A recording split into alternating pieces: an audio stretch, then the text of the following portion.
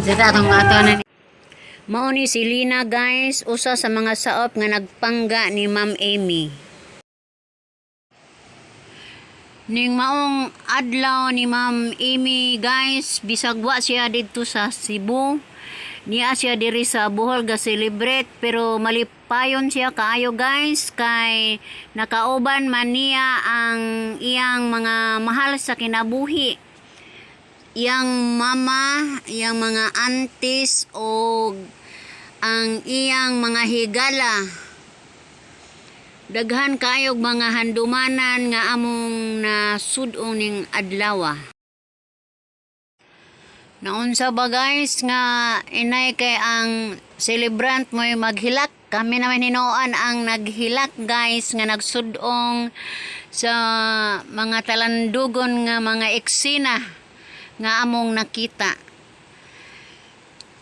Mahal kaayo nila si Ma'am Amy guys o kini ako jung nakita sa duha jud nako ka mga mata sa mga pagmahal sa mga higala ni Ma'am Amy o sa iyang mga saop.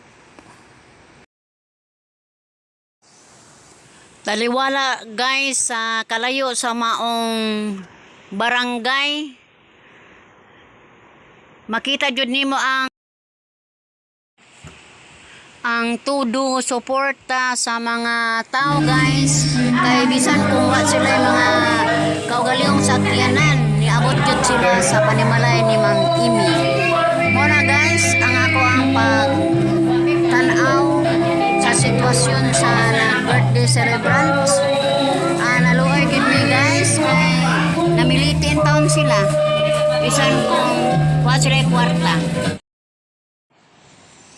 Makaiibog kayo nga sitwasyon guys pero sa uban wag yun sila mahimuot.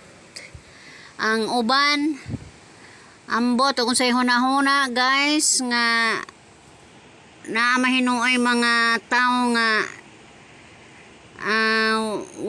ikalipay ang maong sitwasyon pero alang namo diri sa Valencia guys si Ma'am Amy para namo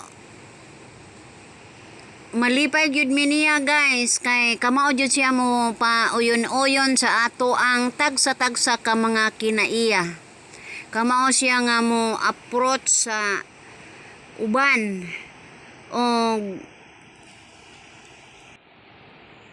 labi na gayod sa amo ang mga kabataan.